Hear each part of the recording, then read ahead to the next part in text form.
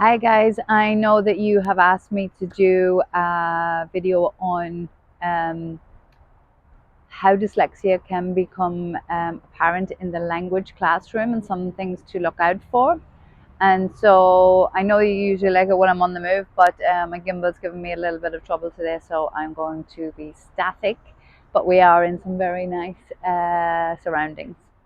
Okay, so some tips about when you're teaching in a CLIL classroom, or you're teaching through English in some way, or you're teaching English as a foreign language, or you're teaching in an international school, or you're teaching in a British school, then you might be using English as your main method, your main mode of medium of communication, and that may not be the first language of the learners that you're teaching.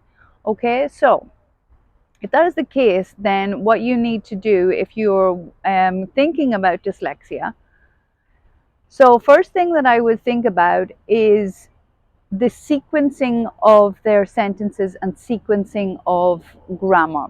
Okay, now that's not to say that they need to have it perfectly all the time.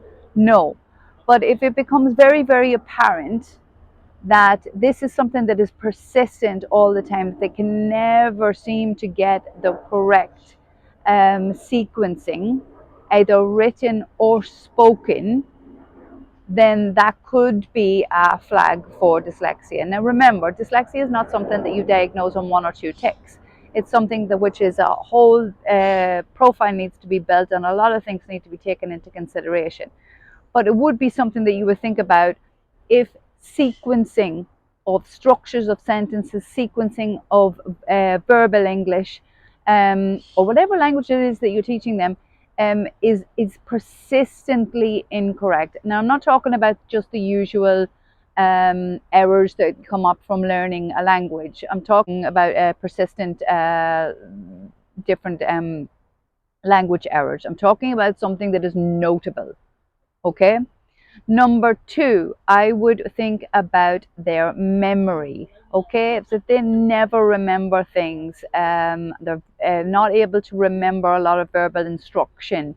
If they're constantly looked a bit stunned when you tell them to do things, one, it could be the level of English, but two, it could also be that they're not able to receive verbal instruction very well, and they get a bit panicked and they don't know what it is that you are telling them to do. So they've taken one bit of information, but they've not been able to remember all the instructions that you just gave them. Okay, so you're thinking about your sequencing and you're thinking about memory, and they can work hand in hand. And also you're going to think about pronunciation, okay, because dyslexia has a lot to do with audio receptors as well. A lot of people are under the illusion that it's just got to do with reading and writing, and it's not. It's also got to do with auditory receptives and how we hear words or mispronounce words.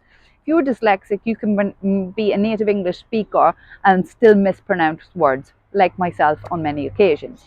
But if you notice that it's something out of the norm, you're always looking for something out of the norm and persistent, then those are three areas that I would look for. Pronunciation that is persistently irregular.